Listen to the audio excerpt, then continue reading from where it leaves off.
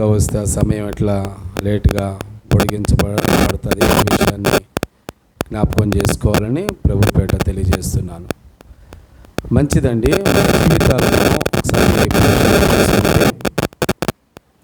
మన జీవితాలు ఆధ్యాత్మికంగా లేకపోతే ఆత్మీయంగా ఎదగాలంటే మన జీవితాలకి యేసు ప్రభు యొక్క సహాయం అవసరం. అయితే సంఘము ఆత్మీయంగా ఎదుగుతున్నప్పుడు, ఆత్మీయంగా బలపడుతున్నప్పుడు సాతానుడు ఏం చేస్తాడంటే సంఘాన్ని బలహీనపరచాలని చూస్తాడు. అయితే సంఘాన్ని ఎవరిని వాడు ఆధీనంలో ఉంచుకుంటాడు, ఎవరి చేత సంఘాన్ని బలపరుస్తాడంటే మనకు మావోయిస్టులు తెలుసు, ఉగ్రవాదులు తెలుసు. ఈ మావోయిస్టులు ఉగ్రవాదులు ఎవరిని తీసుకుంటారంటే ఎవడైతే బలహీనంగా ఉంటాడో, అంటే ఎవడైతే చెప్పినప్పుడు వెంటనే స్పందిస్తాడో. ఇంకా చెప్పాలంటే ఇప్పుడు మన దేశంలో నుంచి కానీ ఇతర దేశాల నుంచి కానీ మావోయిస్టులు ఉగ్రవాదులు వీళ్ళంతా ఎవరిని ఆకర్షిస్తారంటే రెండు రకాలుగా ఉన్నవారన్నమాట. అంటే సగం మనసున్న వారిని వాళ్ళు ఎక్కువగా క్యాచ్ చేసి ఆకర్షిస్తారు. సపోజు ఉగ్రవాదులు అనుకోండి, వీళ్ళు ఏం చేస్తారంటే డబ్బు కోసం ఏమైనా చేయాలనే ఆలోచన ఉంటుంది, మరి ఎట్టయినా డబ్బు సంపాదించాలి అనేటువంటి వారిని క్యాచ్ చేసి వాళ్ళని తీసుకెళ్ళి ఏం చేస్తారంటే బాగా తరిపించేస్తారు. బాగా వాళ్ళని ఏం చేస్తారంటే బ్రెయిన్ వాష్ చేసి ఇదిగో నువ్వు ఇలా అనాలి, ఇలా చేయాలి, ఇలా చేస్తే నువ్వు ఇలా చేయడం ద్వారా నువ్వు అక్కడ స్వర్గానికి పోతావు, ఇలా చేయడం ద్వారా నువ్వు ఇట్లా పోతావని వాళ్ళకి బాగా వాళ్ళు ఏం చేస్తారంటే మస్మరైజ్ అంటారు అనమాట. అంటే బాగా బ్రెయిన్ వాష్ చేసేస్తారు.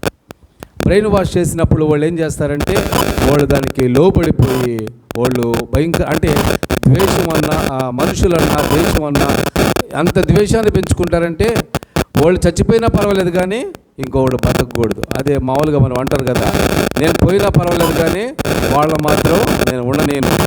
ఆ టైపు అనమాట. ఆ టైపు తయారవుతాడు. వాళ్ళు ఎవరిని పట్టుకుంటారంటే ఎవరైతే మరి కొంచెం డైలాగ్ అంటే అటు ఇటు ఉంటారో వాళ్ళని క్యాచ్ చేస్తారు. వాళ్ళు మిగతా మనలాంటి వాళ్ళని క్యాచ్ చేయలేరు, ఎందుకంటే మనం ఖచ్చితంగా ఉంటాం. అందుకని మనలో ఎవరిని కూడా అలాంటి వాళ్ళు క్యాచ్ చేయలేరు. వాళ్ళు ఎవరిని క్యాచ్ చేస్తారంటే ఒకటి డబ్బు మీద ఉన్న ఆశ ఉన్న వారిని, అలాగే కొంచెం డైలమా అటు ఇటు ఊగుతున్న వారిని వాళ్ళు పట్టుకుంటారు.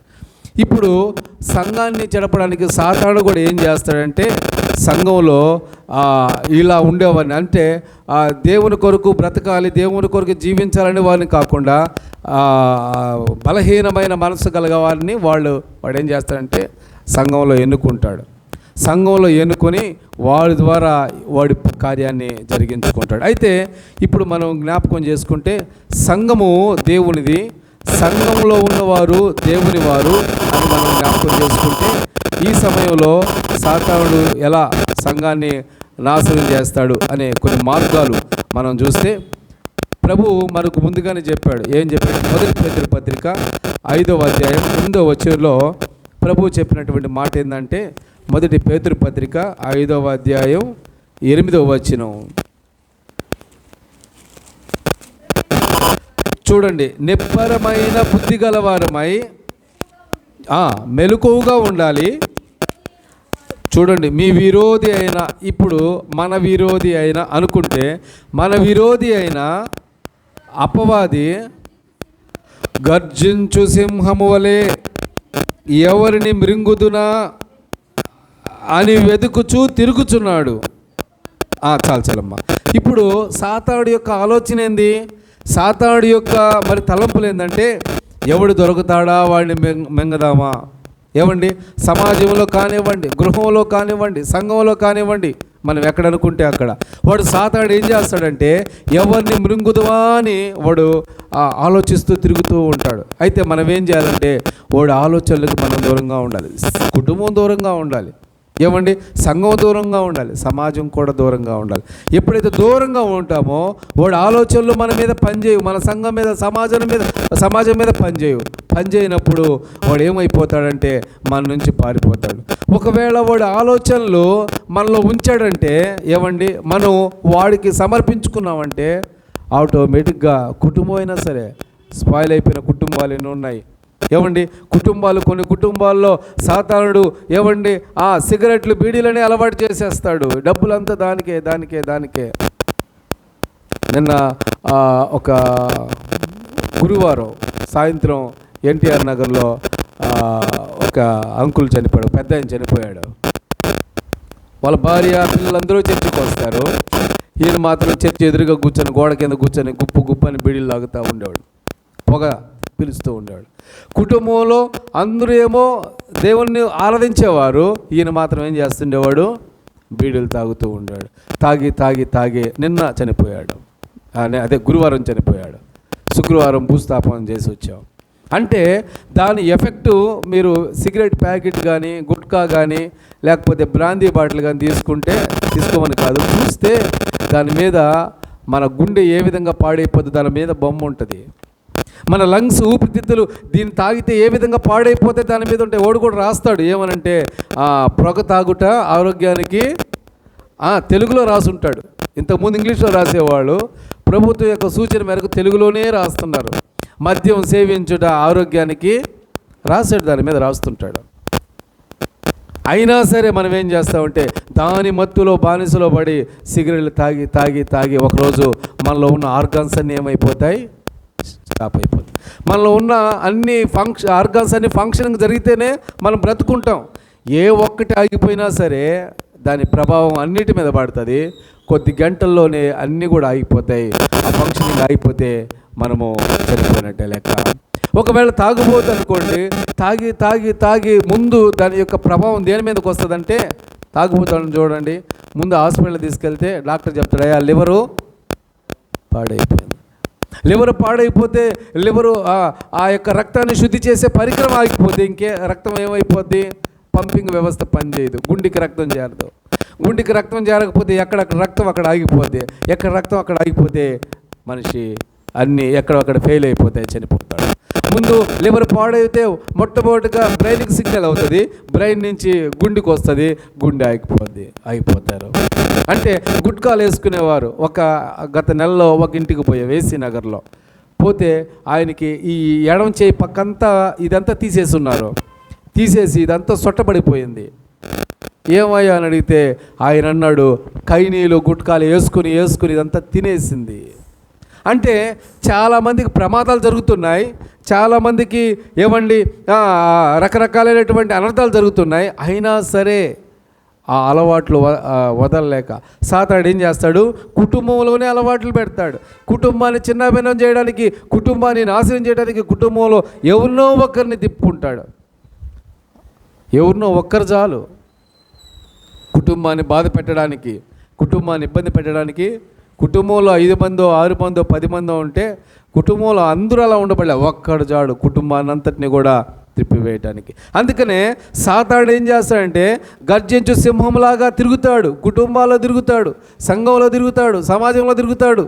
ఏమంటే తిరిగినప్పుడు మనం జాగ్రత్తగా ఆలోచించాలి. అయితే సాతానుడు సంఘాలను నాశనం చేసే మార్గాలు వాడు ఎన్నుకుంటాడు. ఏం మార్గాలంటే, మొదటి మార్గం చూడండి, ప్రార్థన స్థానంలో వాడు కార్యకలాపాలు పెడతాడు.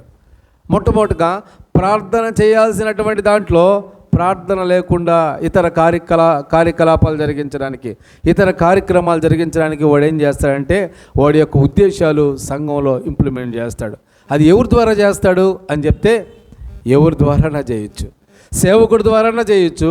ఏమండి, సేవకులు దేవుని పక్షంగా నిలబడేవారు, కానీ వాడి ఆధీనంలో తెచ్చుకుంటే వాడి మాటలు. ఇప్పుడు చాలామంది టీవీలో ప్రసంగించే సేవకులు ఎవరికి వాక్యం చెప్తున్నాడు, ఒక అరగంట సేపు మెసేజ్ అయితే ఏమండి పాటకి వాక్యానికి 10 నిమిషాలు ఇస్తున్నాడు, మిగతా 20 నిమిషాలంతా దేనికి ఇస్తున్నాడు తెలుసా? వాళ్ళు చేసిన అద్భుతాల గురించి, వాళ్ళకున్న ఆస్తుల గురించి, వాళ్ళకున్నటువంటి సంఘాల గురించి 20 నిమిషాలు ఇదే ప్రకటన. వాక్యమేది? సాతానుడి యొక్క ఆలోచన కూడా అదే. ఏందో తెలుసా? దేవుడి గురించి తక్కువ చెప్పి వాడి గురించి విస్తారంగా, అంటే వాడి గురించి అంటే ఎవరు, తన గురించి తాను విస్తారంగా చెప్పుకోవడానికి చేసే ప్రయత్నాల్లో ఇదొక ప్రయత్నం. మీరు ఏ వాక్యమైనా వినండి, ఎంత పెద్ద సేవకుడిదైనా వినండి, చెప్పే వాక్యం ఎంతసేపు?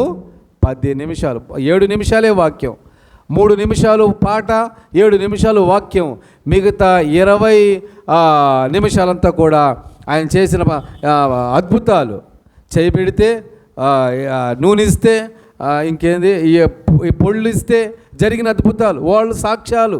ఏమండి మీరు కూడా చేయండి, మీరు కూడా చేయండి అని మనల్ని ప్రేరేపించి లాగటానికి 20 నిమిషాలు. దేవుని వాక్యం ఎంతసేపు చెప్పాలి? అరగంటలు అంటే 25 నిమిషాలు చెప్పాలి. వాళ్ళకి ఇవ్వబడిన అరగంటలో 25 నిమిషాలు వాక్యం చెప్పాలి. మిగతా 5 నిమిషాల్లో ముగింపు ప్రార్థన, ప్రారంభ ప్రార్థన, ముగింపు ప్రార్థన, పాట ఉండాలి.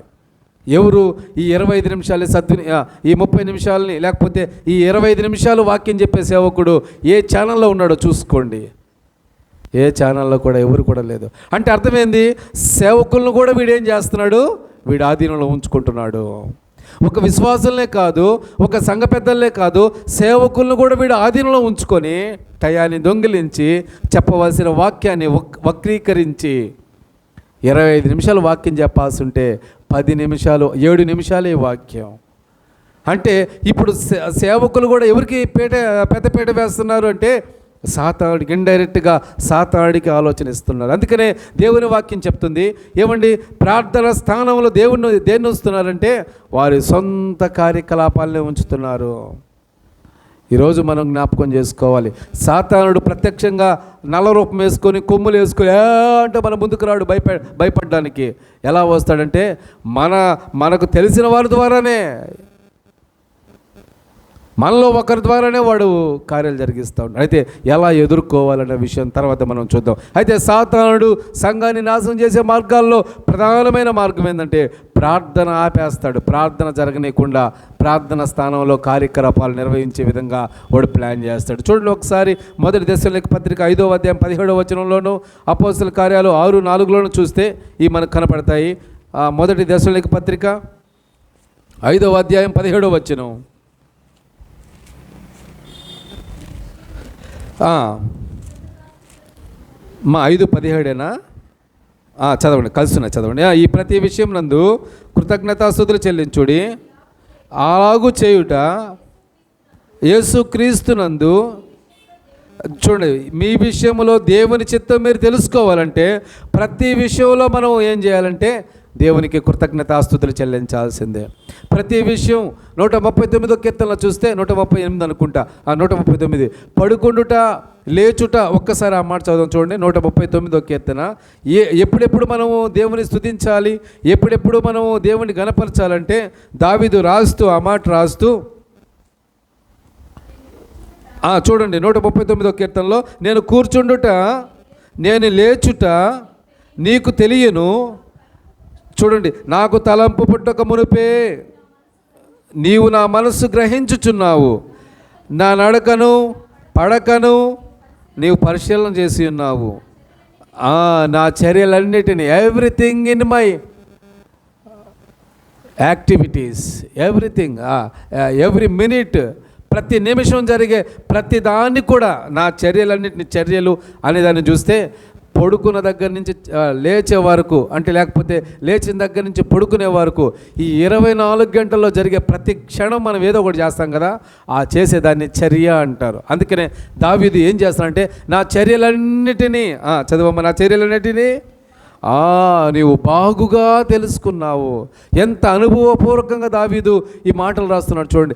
నా ప్రతి చర్య, ప్రతి చర్య, ప్రతి చర్య, ప్రతి పని మినిట్ టు మినిట్ అన్నమాట, నిమిషం సెకండ్ నుంచి సెకండ్ వరకు నా ప్రతి చర్య నువ్వు బాగుగా ఎరిగి ఉన్నావు. బాగుగా అదే ఇప్పుడు మొదటి దశలోని పత్రికలో రాసింది. ప్రతి సమయంలో కూడా మనం దేవునికి స్తుతులు చెల్లించాలి. అలాగే అపోస్తలుల కార్యాలు 6:4లో చూస్తే అక్కడ కూడా ఏం కనబడుతుందంటే ప్రార్థన యందును వాక్య పరిచర్య యందును ఎడతెగక ఉందుమని. అంటే అపోస్తలులు ఏమండి, ఆది సంఘం ఏం చెప్తున్నారంటే ప్రార్థన ఎందుంటాం, వాక్యం ఎందుంటాం, మోకరించుట ఎందుంటాం, ఇట్లా దేవుని కార్యకలాపాలు, దేవుని యొక్క విషయాల్లో ఉంటాం అని చెప్తున్నారు. ఈరోజు ఎన్ని సంఘాలు ప్రార్థనకు బదులుగా సొంత కార్యక్రమాలు, సొంత కార్యకలాపాలు జరిగిస్తున్నారు. ఏమండి ఈరోజు మనం జ్ఞాపకం చేసుకుంటే చాలా సంఘాలు 100కి 99.99% ఇదే విధమైనటువంటి పరిస్థితిలో ఉన్నారు. ఈరోజు మనము ఒక ఆలోచనలోకి వద్దాం. ప్రార్థన స్థానంలో ప్రార్థనే ఉంచుదాం. ఇలా ఉంచగలిగితే ఈరోజు మన దైనందిన జీవితంలో ఎంతో అభివృద్ధి పొందుకునేటువంటి వారంగా ఉంటాం. కాబట్టి అందుకనే సాతానుడు సంఘాలను నాశనం చేసే మార్గాల గుండా సంఘాలు వెళుతుంటే ఈరోజు మనం ఏం చేయాలంటే వాటి నుంచి డైవర్ట్ చేసుకోవాలి. బైపాస్లో వెళ్తూ ఉంటే ఒక ఇట్లా ఇంటూ మార్క్ లాగా ఉంటుంది, డైవర్షన్ అని పెడతాడనమాట. యూటర్న్ తీసుకోండి అని పెడతా ఉంటాడు. కారణం ఏంటంటే పోయే మార్గం సరైనది కాదు, కాబట్టి మీరు యూటర్న్ తీసుకొని మంచి మార్గంలో వెళ్ళండి. ఈరోజు ప్రభు యొక్క వాక్యం కూడా మనకు యూటర్న్ చూపిస్తూ ఉంది. ఈ రోడ్డు మంచిది కాదు, ఈ యొక్క మరి పద్ధతులు మంచివి కాదు, ఈ యొక్క జీవితం మంచిది కాదు, యూటర్న్ తీసుకొని దేవుని వైపు తిరుగు అని చూపిస్తూ ఉంటుంది. మనం దాన్ని కేర్ చేయం. యూటర్న్ తీసుకోండి అని అది ఆ బోర్డు చూడకుండా మనం వెళ్ళామనుకోండి, మనం దేంట్లోకి వెళ్ళిపోతాం. ఆడ గుంటలోడు ఉంటారో తెలియదు, రోడ్డు కొట్టేసి ఉంటారో తెలియదు, రోడ్డు ఎండే ఉంటుందో మనకు తెలియదు, దానికి వెళ్ళి గుద్దుకొని పడిపోతాం. మనకు కొన్ని సైన్స్ ఉంటాయి రోడ్డు మీద పోయేటప్పుడు, బోర్డ్స్, సైన్ బోర్డులు, వాటి ప్రకారం వెళ్తే సురక్షితంగా వెళ్తాం, లేకపోతే మన జీవితానికి ప్రమాదాన్ని తెచ్చుకుంటాం. బైబిల్లో కొన్ని సైన్స్ ఉన్నాయి, కొన్ని సూచక బోర్డులు ఉన్నాయి, వాటి ప్రకారం మనం జీవిస్తే మన జీవితం ఆత్మీయ స్థితిలోకి వెళ్తుంది, ఆధ్యాత్మికంగా బలపడతాం. లేకపోతే దానికి కొట్టేసినట్టుగా, దానికి గుద్దుకున్నట్టుగా మన జీవితం కూడా దేనికో దానికి గుద్దుకొని ఏమైపోద్ది మధ్యలోనే మన జీవితాన్ని ముగించేటువంటి పరిస్థితి వస్తుంది. అందుకనే మొట్టమొదటిగా ప్రార్థన స్థానంలో ప్రార్థనని ఉంచగలిగితే మనం ఈరోజు మన జీవితాల్లో అద్భుతమైనటువంటి దేవుని సహాయాన్ని పొందుకుంటాం. రెండవదిగా చూద్దాం, చూడండి. రెండవదిగా యోహాను 17, యోహాను సువార్త 17:17, అలాగే 2వ తిమోతిలకు రాసిన పత్రిక 4:3. సత్యమందు, యోహాను సువార్త 17:17 చూడండి. సత్యమందు వారిని ప్రతిష్ఠిత చేయము, నీ వాక్యమే సత్యము. ఈ దేవుడు యేసు ప్రభు వారు శిష్యుల గురించి వారిని ప్రతిష్ఠిస్తూ వారికి చెప్తున్నటువంటి మాట, నీ సత్యమందు వారిని ప్రతిష్ఠ చేయాలి, సత్యమందు ప్రతిష్ఠ చేయాలి. రెండవది ఏంటంటే సత్యం స్థానంలో రాజీ పడిపోతుంటాం. సత్యం స్థానంలో రాజీ పడిపోతూ ఉంటే మనం సత్యాన్ని ఏం చేస్తున్నామంటే రాజీకి కలిపేస్తున్నాం. ఈ లోకంలో దేవుని వాక్యమే సత్యం. సత్యం అంటే దేవుడే. అందుకనే యోహాను సువార్త 1:1 ఉంది, ఆది యందు వాక్యం ఉండెను, ఆ వాక్యము దేవుని యొద్ద ఉండెను, ఆ వాక్యమే దేవుడై ఉండెను. సత్యం అంటే వాక్యం అంటే దేవుడు. ఇప్పుడు ఈ సత్యం స్థానంలో అంటే దేవుని స్థానంలో, ప్రార్థన స్థానంలో అంటే దేవునికి మొరపెట్టే విషయంలో, దేవుని విషయంలో, అలాగే ఇప్పుడు సత్యస్థానంలో అంటే దేవుని స్థానంలో మనం ఏం చేస్తున్నామంటే లోకంతో రాజీ పడిపోయేటువంటి కొన్ని ప్రోగ్రామ్స్ మనం చూస్తున్నాం. ఈరోజు లోకంలో రాజీ పడ్డాం. అందుకనే 2 తిమోతిలకు రాసిన పత్రిక 4:3 చూస్తే అక్కడ పౌలు గారు తిమోతికి రాస్తూ చెప్తున్నటువంటి మాట చూడండి. ఎందుకనగా చూడండి, జనులు హితబోధను దురద చెవులు గలవారై తమ స్వకీయ దురాశలకు అనుకూలమైన బోధకులను చూడండి. ఇప్పుడు చూడండి, ఇక్కడ ఏం చెప్తున్నాడంటే పౌలు గారు, తమ స్వకీయ దురాశలకు అనుకూలమైన బోధకులను తమ కొరకు పోగు చేసుకొని, వీళ్ళు ఎవరంటే లోకంతో రాజీ పడిపోయేవారు. ఈరోజు లోకంతో రాజీ పడితే సత్యము కనుమరుగైపోద్ది. సత్యం లేనటువంటి సంఘాలు కోకొల్లలుగా ఉన్నాయి ఈ రోజుల్లో. నేను చెప్పాను కదా, 99.99% సత్యానికి విధేయతగా జీవించట్లేదు. రాజీ పడిపోయిన సంఘాలు కనబడుతున్నాయి. ఈరోజు రాజీ పడిపోవడం కాదు, సత్యం కొరకు నిలబడేటువంటి వారంగా, సత్యం కొరకు జీవించేటువంటి వారంగా. అందుకనే ప్రభు అంటాడు, మీరు వీరిని సత్యం కొరకు ప్రతిష్ఠించుడి అంటాడు. ఈరోజు ప్రతిష్ఠించబడినటువంటి వారంగా సత్యం కొరకు మనం ఉండగలిగితే దేవుడు తన పరలోకంలో ఉంచబడినటువంటి ధననిధులన్నీ మనం స్వాధీనం చేసుకుంటాం. భౌతికంగా భూలోకంలో ఎంతకాలం ఉంటామండి? 60 సంవత్సరాలు, 70 సంవత్సరాలు. ఆ చనిపోయిన అంకుల్ దగ్గర చెప్తా, వెంకటేశ్వర్లు ఆయన దగ్గర చూడండి, వెంకటేశ్వర్లు గారు ఎందుకు బీడి తాగుతూ జీవించాడంటే ఇదే నాకు స్వాస్థ్యం అనుకున్నాడు, ఇదే నాకు పర్మనెంట్ అనుకున్నాడు. కానీ ఒకానొక దినాన్ని ఏమైపోయాడు? ఆయన గుంటలో కలిసిపోయాడు. ఆడొచ్చింది అందరూ హిందువులే, అందరికీ చెప్పా, సువార్త చెప్పా. మనం అనుకుంటున్నాం మనకున్న ఏ పేరు ప్రఖ్యాతి ఏది మనల్ని రక్షించదు. అందరూ కూడా everybody under to the death. ప్రతి ఒక్కరూ మరణం కిందకి చనిపోవాల్సిందే. ఈరోజు చనిపోవడానికి ఏమండి నిర్ణయించబడ్డాం. మనకు మరణం మన వల్ల పిలుస్తుంది, ఎప్పుడు పిలుస్తుందో తెలియదు. మా సేవకుల వాట్సాప్లో నిన్న ఆగస్టు 15 వరుసగా ఇద్దరు చనిపోయారు. వాళ్ళు ఎవరు? ముసలోళ్ళ, కుర్రోళ్ళే, 40 కూడా ఉండవు, వాళ్ళకి 40 సంవత్సరాలు కూడా ఉండవండి, చనిపోయారు వాళ్ళు. నేను చూపిస్తా మీకు. యంగ్ సేవకులు చనిపోయారు, 2 సేవకులు. మనకు తెలిసింది ఇద్దరే. ఏమంటే రాష్ట్రంలో, జిల్లాలో, రాష్ట్రంలో ఎంతమంది 40 లోపల చనిపోయేవారు, ఎంతమంది 30 లోపల, 50 లోపల, 60 లోపల చనిపోయేవారు. నిద్ర లేసేదాకా డౌటే మనకు, ఈరోజు బ్రతుకుతామా లేదా అని. అటువంటి జీవితం మన జీవితం. అయితే ఈ జీవితం ముగించకముందే మనం ఏం చేయాలంటే సత్యమందు మన వల్ల మనం ప్రతిష్ఠ చేసుకోవాలి. ఈరోజు సత్యమందు మన వల్ల మనం ప్రతిష్ఠ చేసుకుంటే, సత్యం అంటే ఎవరు? యేసు ప్రభు. అంటే సత్యంకి మనం ప్రతిష్ఠ చేసుకోవాలంటే సత్యం అంటే యేసు ప్రభు. ఈరోజు యేసు ప్రభుతో మనం సత్సంబంధం కలిగిన వారైతే, ఒక భర్త భార్యతో ఏ విధంగా సత్సంబంధాన్ని కలిగి ఉంటాడో, పిల్లలు తల్లిదండ్రులతో ఏ విధంగా సత్సంబంధాన్ని కలిగి ఉంటారో, మనము కూడా దేవునితో ఆ విధమైన సత్సంబంధం కలిగి ఉంటే ఏమండి మనం లోకంతో రాజీ పడినట్టే లెక్క. యాకోబు కూడా అంటాడు, ఈ లోక స్నేహము దేవునితో వైరమని. మీకు తెలీదా? లోకంతో రాజీ పడితే మనం ఎవరికి విరోధం అయిపోతాం? దేవునికి అయిపోతాం. అయితే ప్రియ సంగమా, ఈరోజు మనం ఆలోచిద్దాం. ఒకటి ఏమంటే ప్రార్థన స్థానంలో ప్రార్థనే ఉంచాలి. 2 సత్యం స్థానంలో సత్యాన్నే ఉంచాలి. సత్యం స్థానంలో రాజీ పడకూడదు. రాజీ పడకుండా ఉంటే మన జీవితాలను దేవుడు ఏమంటే బహుగా దీవిస్తాడు. నేను వచ్చిన కొత్తలో అనుకున్నా, ఒక టీముని ఫామ్ చేద్దాం. ఆ టీం అంటే 24 మందిని ఫామ్ చేద్దాం. రోజుకి 2 వచ్చి ప్రార్థన చేసే విధంగా మందిరంలో చేద్దాం అనుకున్నాం. రోజుకి 2 వచ్చి 1 గంట సేపు అయినా, అరగంట సేపు అయినా రోజుకి, అంటే నిరంతరం మందిరం తలుపులు తెరిసే ఉంటాయి, నిరంతరం ప్రార్థన జరుగుతూనే ఉండాలి ప్రతిరోజు. ఏమండి అలా జరిగినప్పుడు అద్భుతమైన కార్యాలు దేవుడు చేస్తాడు.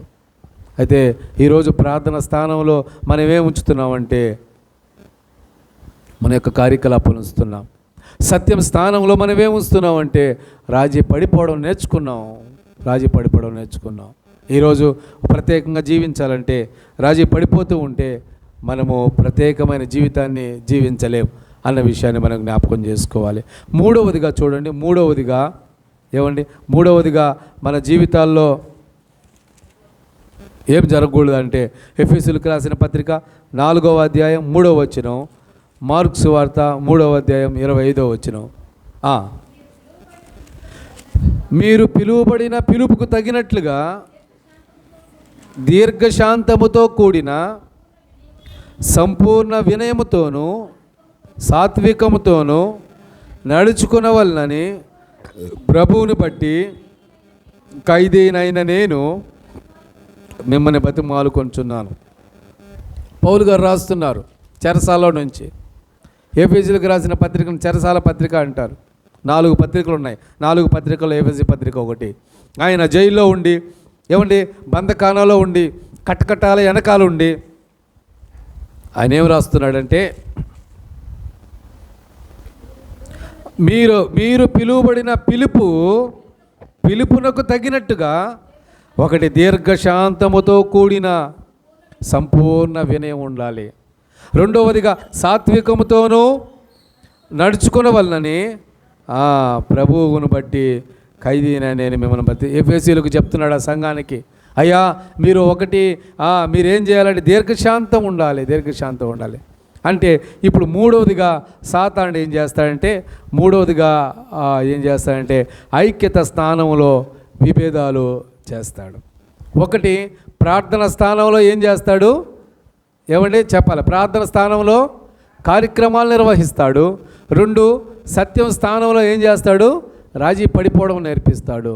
3వదిగా ఐక్యత స్థానంలో విభేదాలు చేస్తాడు. విభేదాలు చేసి విడగొట్టు పరిపాలన చేయి అని ఒకటి ఉంది. అంటే విడగొట్టేది, ఏ కులానికి వారిని విడగొట్టేది రాజకీయంలో అది సర్వసాధారణం అన్నమాట. ఏ కులాల మధ్య చిచ్చుపెట్టి కులాలను విడగొట్టి వాళ్ళలో తగులు పెట్టేది జరుగుతూ ఉండేదంతా అదే. లోకంలో అలాగే ఉంది, సమాజంలో కూడా కుటుంబాలు అలాగే ఉన్నాయి, సంఘాల్లో కూడా అలాగే ఉన్నాయి. ఈరోజు దేవుని వాక్యం ఏం చెప్తుందంటే ఐక్యత స్థానంలో ఐక్యతను ఉంచగలిగితే ఈరోజు సంఘం ఎంత వేగవంతంగా అభివృద్ధి చెందుతుందంటే అంత వేగవంతంగా అభివృద్ధి చెందుతాయి. సంఘం అభివృద్ధి చెందబడడానికి గల కారణం ఏంటంటే ఐక్యత లోపించడమే. There is no unity, there is no fellowship. There is a unity in the fellowship. ఎక్కడైతే ఐక్యత ఉంటుందో అక్కడ సహవాసం ఉంటుంది, ఎక్కడైతే సహవాసం ఉండదో అక్కడ ఐక్యత ఉండదు. ఈరోజు యేసు ప్రభు మనకు నేర్పిస్తున్నాడు ఐక్యత గురించి. అందుకని 133వ కీర్తన 1వ వచనంలో ఉంది, సహోదరులు ఐక్యత కలిగి నివసించుట ఎంత మేలు, ఎంత మేలు, ఎంత మనోహరం. ఈ విషయం దేని గురించి చెప్పబడిందంటే అహరోను మోషే గురించి చెప్పబడింది. విషయం ఏంటంటే చిన్నవాడు ఎదుగుతుంటే పెద్దవాడు చూడలేడు. ఆ రోజుల్లో అలా ఉండేది. అందుకనే దేవుడు చిన్నవాడైన మోషేని ఎన్నుకున్నాడు. అహరోను నా తమ్ముడు ఎన్నుకున్నావే, నేనేమైనా తక్కువ అని అనలా. తమ్ముడితో కలిసి పనిచేయడానికి ఇష్టపడ్డాడు. అందుకనే మోషే అద్భుతాలు చేయడానికి ఎవరి కర్రను ఉపయోగించాడు? అహరోను కర్రను ఉపయోగించాడు. మోషేకి సపరేట్గా కర్ర లేదు, మోషేకి సపరేట్గా ఒక ఆయుధం ఇవ్వాల. దేవుడు ఎన్నుకున్న మోషే అద్భుతాలు చేయడానికి అహరోను చేతిలో ఉన్న కర్రను పనిముట్టుగా ఉపయోగపడింది. ఎక్కడికి వెళ్తే అక్కడ మోషే అహరోను జంటగా వెళ్ళేవారు దేవుని పనికి. ఎందుకంటే మా తమ్ముడిని దేవుడు హెచ్చరిన స్థితిలో ఉంచుతున్నాడని అహరోను మరి దేవుడిని సనుక్కోలా. అలాగే అహరోన్ని యాజకుడిగా ప్రతిష్ఠించాడు కదా, నేను ఒక నాయకుడిగా ఉండిపోయానని మోషే అహరోను చూసి సనుక్కోలా. వీళ్ళిద్దరి ప్రమేయం ఏం చేసిందో తెలుసా? ఇజ్రాయేలీల దేశాన్ని సృష్టించింది. ఇప్పుడు ప్రపంచ పటంలో ఇజ్రాయేల్ దేశం ఉందంటే కారణం ఏంటో తెలుసా? వీళ్ళ యొక్క ఐక్యత. అందుకనే వాళ్ళ సహోదరులు అంటే అహరోను మోషే ఏ విధంగా ఐక్యత కలిగి ఉన్నారో ఈరోజు సంఘంలో ఉన్న సహోదరులందరూ ఐక్యత కలిగి ఉండాలనే దాని ఉద్దేశం. ఆనాడు వాళ్ళిద్దరూ ఐక్యత కలిగి ఉన్నారు, ఈరోజు మనం కూడా ఐక్యత కలిగి ఉంటే unity makes a fellowship. Unity ఐక్యత ఏం చేస్తుందంటే సహవాసాన్ని క్రియేట్ చేస్తుంది, సహవాసాన్ని పెంపొందిస్తుంది. ఈరోజు యూనిటీ లేకపోతే సహవాసం ఉండదు. చిన్న చిన్న పొరపాట్లు జరగకుండా ఉండవు. మీరు మనుషులే, సేవకుడు కూడా సంగీత చెప్తుంది మనిషే అని. మనిషా సేవకుడు? నిజమే, మనిషే. సేవకుడు కూడా మనిషే. ఆయనకేమే 2 కొమ్ములు, 4 చేతులు, ఇంకొక ఈ కాళ్ళకి 2 కాళ్ళు ఎక్స్ట్రా ఉన్నాయి అనుకోండి. 2 కాళ్ళు ఉండాల్సిన స్థానం 4 కాళ్ళు ఉంటే మనిషి అవుతాడా? ప్రతి ఒక్కరూ మనిషే. తప్పిదాలు జరుగుతుంటాయి. తప్పిదాలు జరిగినప్పుడు క్షమించగలిగిన మనస్సు కలిగి ఉంటే క్షమించే ఆ మనస్సు ఉండగలిగితే మనం మన సంఘంలోనే లేకపోతే మన గృహంలోనే లేకపోతే మన యొక్క ప్రాంతంలోనే మనం ఏం చేసుకుంటామంటే ఐక్యతను సృష్టించుకుంటాం, ఐక్యతను వృద్ధిపరుచుకుంటాం. ఈరోజు సాతానుడు ఎందుకు చాలా సంఘాలు ఐక్యత లేకుండా పోతుందంటే ఐక్యత స్థానంలో ఏం చేస్తున్నాడంటే ఐక్యత లేకుండా ఐక్యత స్థానంలో విభేదాలు సృష్టిస్తూ చేస్తూ ఉన్నాడు. ఈరోజు వాటన్నిటికీ మనం అడ్డుకట్టేసి సాతానుడి యొక్క ఆలోచనలు తీసివేద్దాం, ప్రభు యొక్క ఆలోచనలు నింపుకుందాం. మన సంఘం కొరకు, సమాజం కొరకు, ముఖ్యంగా కుటుంబం కొరకు మనం ముందుకు సాగినట్లయితే దేవుడు మనల్ని చూసి ఏం చేస్తాడంటే సంతోషపడతాడు. నా బిడ్డలు ఎంత ఐక్యంగా ఉన్నారు, నా బిడ్డలు ఎంత సంతోషంగా ఉన్నారు, నా బిడ్డలు ఎంత ఆనందంగా ఉన్నారు అని దేవుడు మనల్ని బలపరిచేటువంటి ప్రక్రియ ఆయన జరిగిస్తాడు. ఆఖరిగా చూసుకొని మనం ముగించుకుందాం. ఇంకా 3 ఉన్నాయి, కానీ ఈ మాట చెప్పి నేను ముగించేస్తాను. చూడండి ఈ మాట, మొదటి పేతురు పత్రిక 1వ అధ్యాయం 15-16 వచనాలు, రోమిలికి రాసిన పత్రిక 12వ అధ్యాయం 2వ వచనం. మొదటి పేతురు పత్రిక 1వ అధ్యాయం 15-16 వచనాలు చూడండి. దేవుని వాక్యం సెలవిస్తుంది, నేను పరిశుద్ధుడై ఉన్నాను గనుక, 1 మీరును పరిశుద్ధులై ఉండుడని రాయబడి. ఇప్పుడు రోమిలకు రాసిన పత్రిక 12వ అధ్యాయం 2వ వచనం.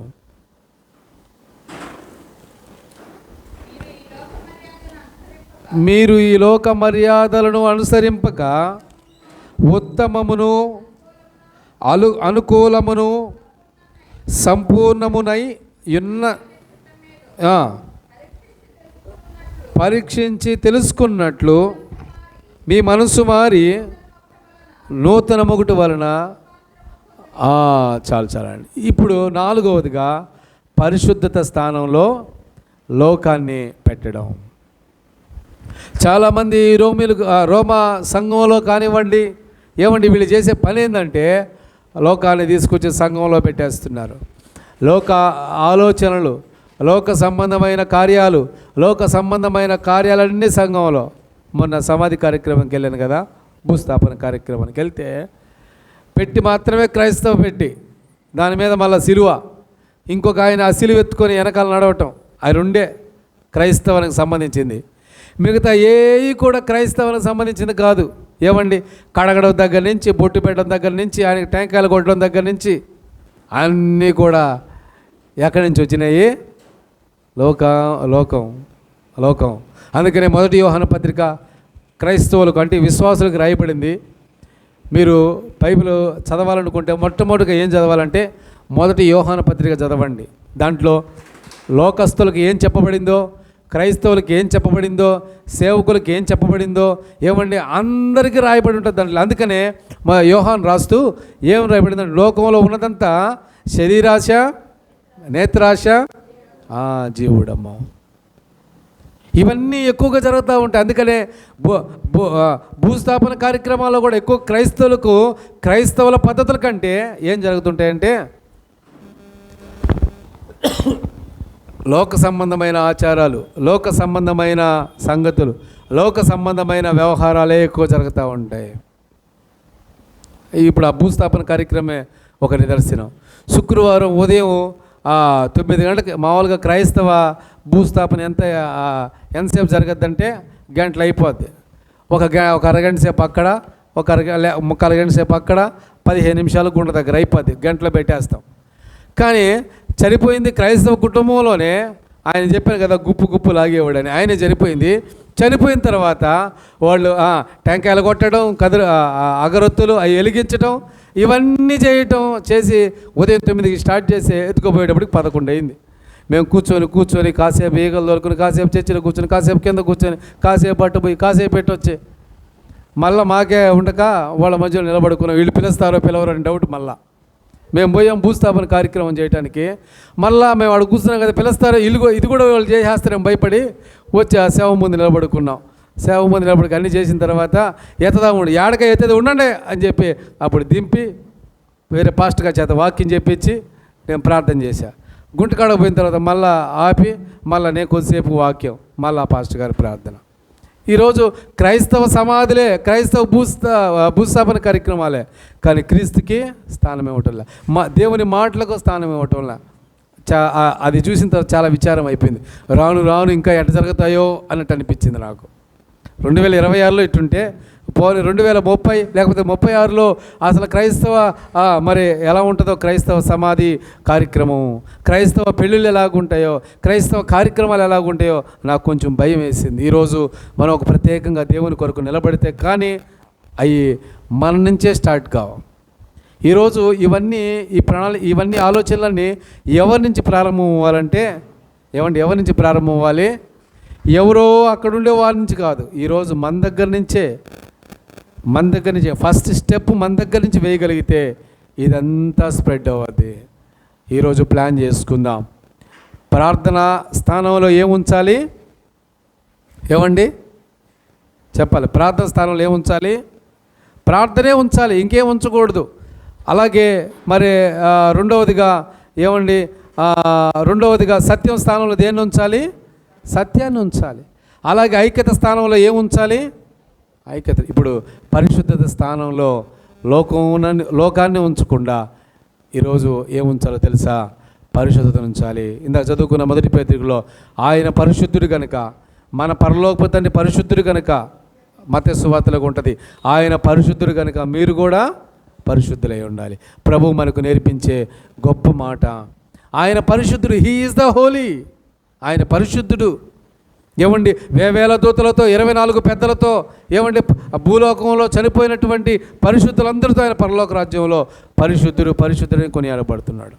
భూలోకంలో మనందరి చేత పరిశుద్ధుడని కొనియాడబడాలని ఆయన ఆలోచన. అయితే ఈరోజు పరిశుద్ధ స్థానంలో మనం ఏం ఉంచుతున్నామంటే లోకాన్ని ఉంచుతున్నాం, లోకాశలను ఉంచుతున్నాం, లోకపు విషయాలు, లోకపు తలంపులు, లోకపు ఇవన్నీ ఉంచి పరిశుద్ధతను పోగొట్టుకుంటున్నాం. ఈరోజు ఒకసారి మనం ఆలోచించగలిగితే పరిశుద్ధత మనలో ఏ స్థాయిలో ఉంది, మన కుటుంబంలో ఏ స్థాయి ఉంది, ఏమంటే సంఘంలో ఏ స్థాయి ఉంది. ఒకవేళ సమాజం, చాలామంది అంటారు మాది క్రైస్తవ జిల్లా అండి, క్రైస్తవ మణిపూర్, 90% క్రైస్తవులు ఉన్న రాష్ట్రం అది మణిపూర్. అయినా సరే పరిశుద్ధత లేకుండా జీవిస్తున్న వారు చాలామంది ఉంటారు.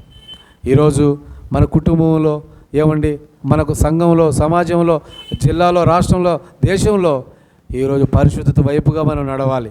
పరిశుద్ధత వైపుగా మన చేతులెత్తి ప్రార్థన చేయాలి. అదే ప్రభు మనకు నేర్పించింది. అధికారుల కొరకు, రాజకీయ నాయకుల కొరకు, ఏమండి నాయకుల కొరకు, అందరి కొరకు మనం ప్రార్థన చేయాలి. మన వ్యక్తిగతంగా ప్రార్థన చేసినప్పుడు అందరిని జ్ఞాపకం చేసుకోవాలి, మందిరాన్ని జ్ఞాపకం చేసుకోవాలి, సేవకుడిని జ్ఞాపకం చేసుకోవాలి, అధికారులని, ఏమండి నాయకుల్ని అందరిని జ్ఞాపకం చేసుకుని మనం ప్రార్థన చేయాలి.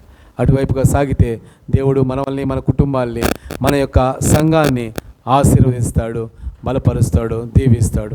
దేవుడి యొక్క కొద్ది మాటలు మన వెనుకల్లో దీవించి ఆశీర్వదించును గాక. ఆమేన్. దేవునికి స్తోత్రం. హల్లెలూయా, హల్లెలూయా.